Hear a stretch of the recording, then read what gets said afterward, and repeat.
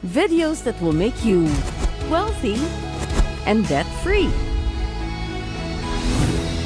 Hi there, this is Shinky Tan, your pambansang wealth coach. Sa episode natin na ito, I want to teach you on how you can create a side income without affecting your main income. Alam mo, ultimate goal po natin talaga ma-diversify po natin ng income. Bakit po? Alam mo, sa totoo lang, sa hirap ng panahon ngayon, kung iisa lang po ang source ng ating income, talagang kakapusin po tayo. Do you agree? Type agree sa comment section kung nag-agree ka. So ngayon, para sa mga taong gustong magkaroon ng side income at di nyo alam paano magsimula, una, kumuha kayo ng papel at ballpen, sulat nyo to. Find something that you are good at. Tanungin mo sarili mo, saan ka ba talaga magaling? Saan ba isang bagay na ginagawa mo na talagang wala kang kahirap-hirap? May mga iba gifted talaga mag-cooking, may mga iba mag-art, mag-music, mag-writing, mag-programming, di ba? Magbenta. Hanapin mo muna ang iyong strength. Alam mo, lahat po tayo may strength. Ang strength ko, number one, definitely good looks.